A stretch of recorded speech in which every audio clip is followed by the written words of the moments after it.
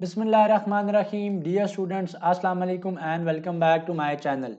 I am your teacher Muhammad Aslan Sati and I am back with another informative video. So in today's video, we'll be discussing about the preparation for the NET and we'll be giving guidelines specifically for the A-level students who are preparing for the engineering and the computer science tests. So बहुत से students जो कि A-levels के background से आ रहे होते हैं and they have hindrances and they have FAQs related to NUST entrance test, उन सबको मैं आज की वीडियो में इंशाल्लाह एड्रेस करूंगा और आपको ये बताऊंगा कि ए लेवल्स के स्टूडेंट्स कैसे अपनी प्रिपरेशन कर सकते हैं जिसकी वजह से वो अपने जो शॉर्ट कमिंग्स हैं, जो उनके करिकुलम के अंदर कंटेंट मिसिंग है as compare to the FSC का करिकुलम, और वो उसको कवर अप करके मैक्सिमम मार्क्स जो है वो नास्ट के एंट्रेंस टेस्ट के अंदर इंशाल्लाह जो है वो स्कोर कर सकते हैं. So one important thing is कि जो आपका NET है for the computer sciences and engineering या इनके रेलिवेंट फील्ड से, so you will be having 200 MCQs एंड the total time is of 3 hours. There is no negative marking in the test and out of those 200 MCQs you will be having 100 MCQs from mathematics, 60 MCQs from physics and 40 MCQs from English. So one thing important is that you need to have strong grip on all these three subjects: mathematics, physics and English. There is no more chemistry in the NET 2025 updated paper pattern. So the syllabus guideline for the A-level student is specifically that you need to read out and you need to prepare all the chapters from the FSC, Punjab board or the FBISC or the federal board text book. So जितना भी material या content आपका mathematics और physics के अंदर complete syllabus आपके पंजाब या federal board के बोर्ड्स का मैथमेटिक्स और फिजिक्स की बुक्स के अंदर इंक्लूडेड है, वो सारे का सारा आपका NET का सिलेबस है.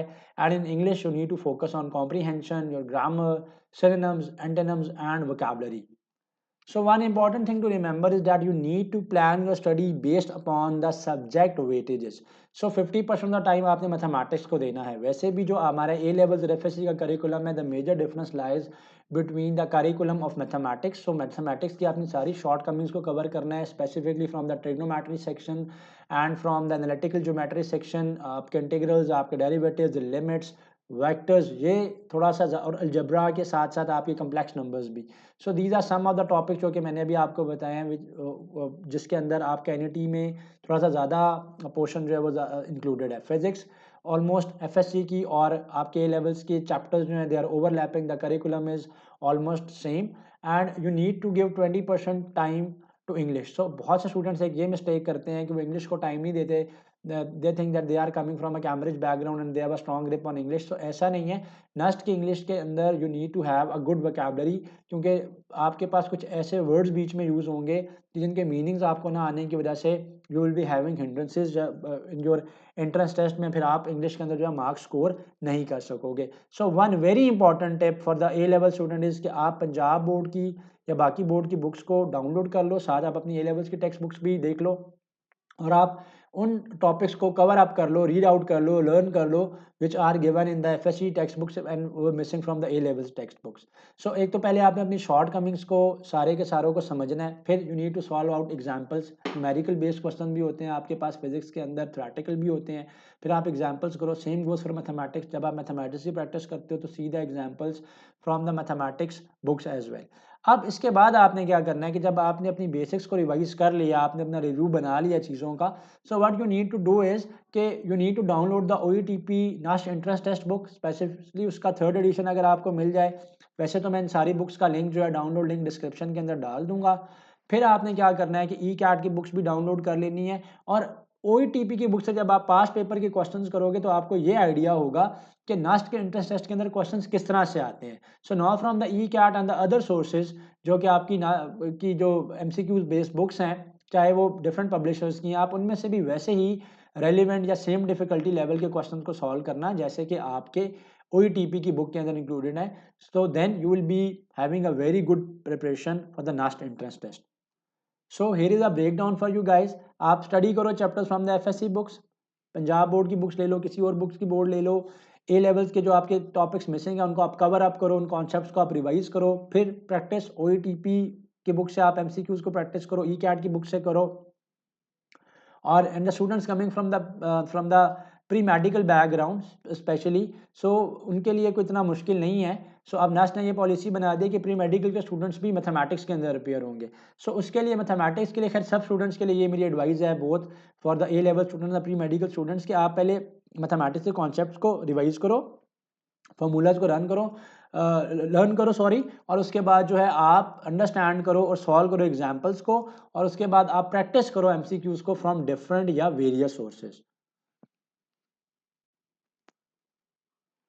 सो एन इम्पॉर्टेंट की इज के मैथमेटिक्स बुक में से आपने algebra, calculus, trigonometry, analytical geometry, probability and statistics, इनको रिवाइज करना है। मास्टर्स करो आप अपने फार्मूलाज को, प्रॉब्लम सॉल्विंग को आप देखो, फिर आप practice wise MCQs chapter wise जो है प्रैक्टिस करो एमसीक्यूज की।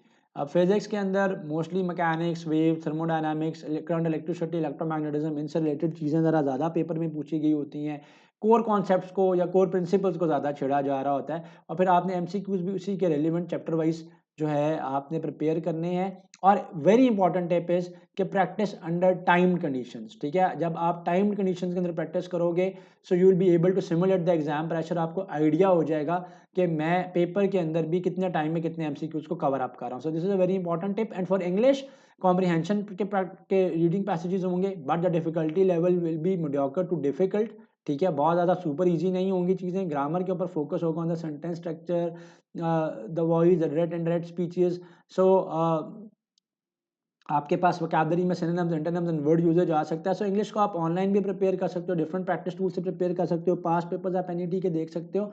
सो इंग्लिश के लिए वन इंपॉर्टेंट थिंग इज कि आप ऐसा करो कि सैट की जो वर्ड लिस्ट है उसको डाउनलोड कर लो सैट की बुक से, और आप उसके अंदर से क्रैम कर लो बहुत सारे मीनिंग्स को, ताकि आपके सिनोनिम्स और एंटोनिम्स बहुत सारे जो हैं वो इंशाल्लाह कवर अप जो है वो हो सकें।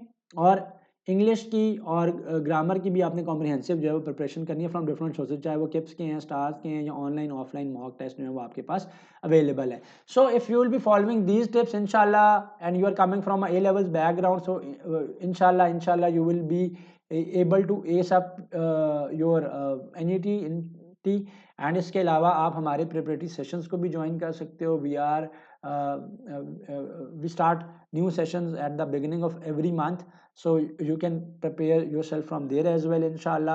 And hopefully this video would have been very useful for you guys. Thank you so much for watching this video. Allah Hafiz. Kindly do subscribe to my channel. Like, comment, and subscribe.